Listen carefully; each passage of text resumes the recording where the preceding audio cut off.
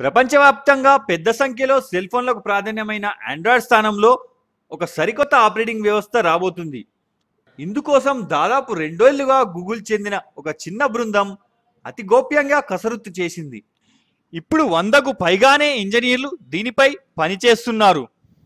Smart ఫోన్లు, ల్యాప్టాప్లు, smart వాచీలు తదితర బహుళ సాధనాలకు ఒకే ఆపరేటింగ్ సిస్టమ్ ఉండాలన్న లక్ష్యంతో భాగంగా దీన్ని చేపట్టింది. ఈ నేపథ్యంలోనే ఆ సాఫ్ట్వేర్ ఎలా పనిచేస్తుందన్న దానిపై తీవ్ర స్థాయిలో చర్చ నడుస్తుంది. ఈ ప్రాజెక్టుకు ఫ్యూషా అని పేరు పెట్టారు.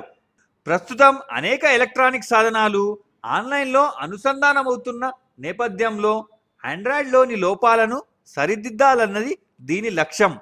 స్వర నిర్దేశాలు, తరచూ భద్రతాపరమైన అప్డేట్లు చేసుకోవడానికి ల్యాప్టాప్ల నుంచి ఇంటర్నెట్ అనుసంధానిత బుల్లి సెన్సార్ల వరకు అన్ని సాధనాల అవసరాలు తీర్చేలా దీని రూపకల్పన చేస్తున్నారు.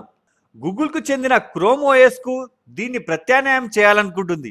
కృత్రిమ మేధస్సు, మెషిన్ లెర్నింగ్పై గూగుల్ ఇప్పటికే ఎక్కువ దృష్టి పెట్టిందన్న వార్త వాస్తవమే. అందువల్ల ఏఐ సేవల కోసం ఒకే ఓఎస్ను సృష్టించడం వల్ల పురోగతి సాధించవచ్చని ఆ సంస్థ భావిస్తుంది. ఫ్యూషాలో స్వర నిర్దేశాలే కీలకం కానున్నాయి. అయితే వివిధ రకాల తెరల పరిణామానికి సరిపోయేలా డిజైన్ చేస్తున్నారు. గూగుల్ తన సాఫ్ట్వేర్ను కొత్తగా వ్యాప్తి చేస్తున్న టీవీలు, కార్లు, ఫ్రిడ్జ్లు సరిపోయేలా దీన్ని తీర్చిదిద్దుతున్నారు. అయితే ఫ్యూషాను 3 ఏళ్లలో తొలుత స్వర నిర్దేశిత స్పీకర్లు వంటి అంతర్జాల అనుసంధాన ఉపకరణాల్లో అమర్చాలని గూగుల్ భావిస్తుంది.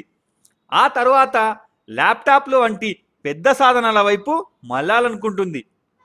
అంతిమంగా ఆండ్రాయిడ్ స్థానంలో దీన్ని పూర్తి స్థాయిలో ప్రవేశపెట్టాలనుకుంటుంది. అయితే యాపిల్ రూపొందించిన ఐఫోన్ను ఉపయోగించే వారిలో ఎక్కువ మంది ఓఎస్కు సంబంధించిన కొత్త వెర్షన్ వచ్చిన వెంటనే అప్డేట్ చేసుకోగలుగుతున్నారు. అదేవిధంగా ఆండ్రాయిడ్ను ఉపయోగించే వారిలో కనీసం 10% కన్నా తక్కువ మందే అలా చేసుకోగలుగుతున్నారు.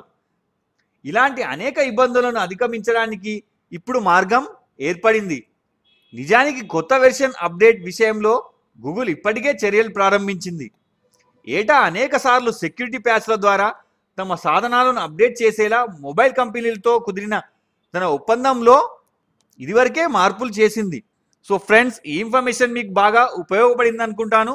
ఇలాగే మరిన్ని లేటెస్ట్ అప్డేట్స్ కోసం మా ఛానల్ని సబ్స్క్రైబ్ చేసుకోవడం మర్చిపోకండి. ఇలాగే నెక్స్ట్ వీడియోలో మరొక అప్డేట్తో మళ్ళీ కలుద్దాం. అంతవరకు సెలవు. Bye bye.